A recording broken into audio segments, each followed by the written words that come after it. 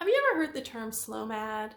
Do you ever wonder what it really means from the perspective of someone who's living that life? Well, you're in the right place. Hello, I'm Nadia and welcome to my channel, where I share insights, particularly for Gen X and Xennial Black women, about solo, slow travel, and living life as a nomad while on a career break. Today's video was inspired by one that I caught on YouTube, and it's called, let me make sure I get the name right, What's a Slowmad or a Slowmad? Our Nomadic Fire Life, which is done by Tim and Amy, who have a channel called Go With Less. And I connected with this video because as I've been on this career break and I've been traveling the world and kind of shed my long, the long embraced identity in my professional life, I wanted another label. I wanted to have something that I could use to explain what it is that I'm doing, how I'm living life these days, and how it's different from what I had always been doing. I look at slowmad as a mashup between the words slow travel and nomad. And for me, the combination of the two is really reflective of where I am. I'm able to travel with pretty much 3 bags, and I've been doing that for a few months now. And I've been able to take the time to sit and immerse in the different locations in which I've stayed. So that has allowed an immersion. It has allowed establishment of a routine. It certainly opened my eyes to learning and an appreciation and a new type of gratitude for the locations where I'm in. And since I'm not as time restricted, I can really slow down and smell the roses and take the time and explore and learn and even make new friends along the way.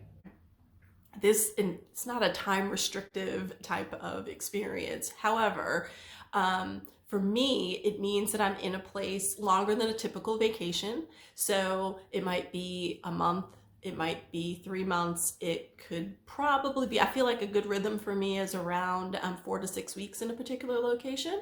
And that gives me time to feel like I'm living and getting to know things around me. So that's how I've embraced the term slowmad, and how I kind of have evolved into that space.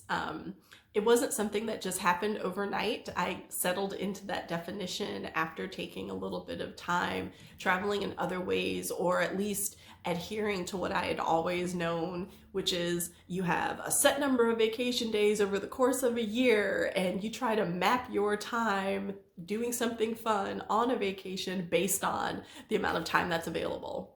And I had this moment while I was traveling where a light bulb went off, and for whatever reason, I kept feeling this rush, and that I needed to get things in, and that I needed to see this, that, and the other, or what are the top 10 things. And when the light bulb went off, I realized I didn't have to hurry, that I had the time, and that I was able to really take advantage of that time to get to learn and understand and immerse in a way that I had never really done before. So that's one of the ways in which I started to ease into this notion and shift my mindset around what it meant to become a slow traveler. So it's been great, and I recommend it for people, hands down.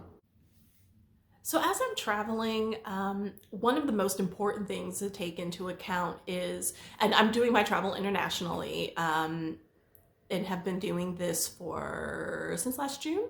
But one of the most important things to take into account that can actually tell you how long you're able to stay is the visa requirement for the country in which you're staying. So as an example, one of the places I went to that I did not expect to stay as long as I did was Turkey. So I started in Turkey thinking, oh, I'll stay here for a couple of weeks. And then as I spent more and more time there, I liked it more and wanted to do more, and thought of other places to go see and explore, and ended up spending the entire time of my visa in Turkey, which was roughly 90 days. So I ended up spending about 3 months in Turkey, thinking initially that I would only spend 1 month or just a few weeks. So that's one example. And then in other places, I found that As an example, when I went to Czechia, I was based in Prague and would go back to that city in a heartbeat. I so enjoyed it. It's so beautiful. But after about a month, I was ready to try the new place. So I shifted gears, and that's how I ended up going to Turkey next. So it'll look different, but for me, I find that around a month is a good place to start, and then it starts picking up from there. So about 4 to 6 weeks is probably my average time where I'm like, yeah, this feels like a really good immersive experience. So what does slow matting look like on a day-to-day basis? I think for me, one of the biggest shifts has been my mind. I really look at my destinations very differently than I have when I've traveled. And traveling is something that I've been doing for a long time. I'm well traveled in the sense that I think I'm up to about 31 different countries. So I've been to a lot of different contexts and been to a lot of different places around the globe for different periods, varying periods of time.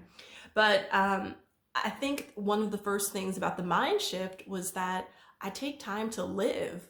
And what that looks like for me is I go to the grocery store, I might plan a menu, and do some of the things that I did in my life before I became nomadic.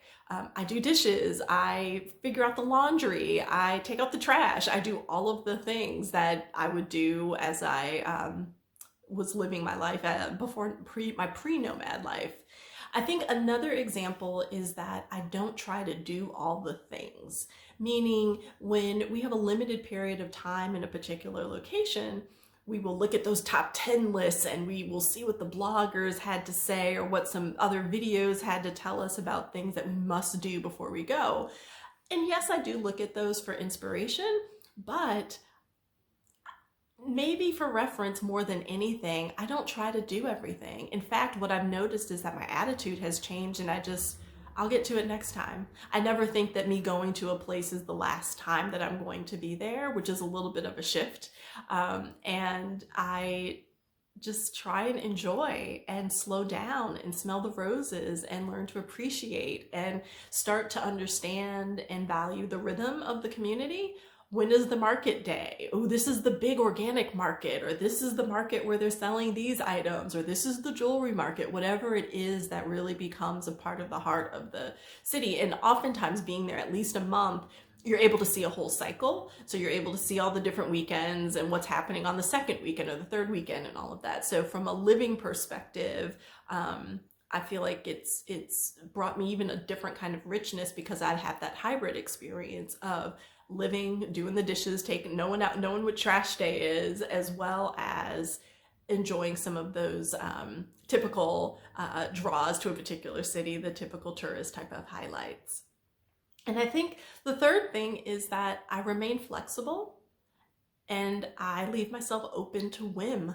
So I will learn about a new place to check out by talking to a person who's lived in the area, or I may see something in one of the local newsletters that inspires me to go to a different location that perhaps was not on one of the top 10 lists for the must-dos, but is interesting to me, or that just captured my attention, an exhibit that came into the community or that's going to be closing soon, and I can squeeze it in. So being flexible and whim are other things that I really leave myself open to. So one, I definitely live and kind of exist as a regular person every day.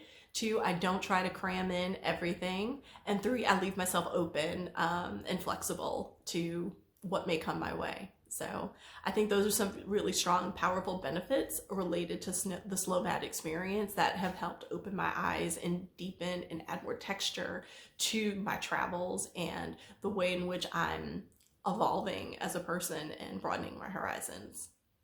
So as you think about your travels, I highly recommend, if you can, to try and at least think of it in terms of a slowmad experience. You know, what is it that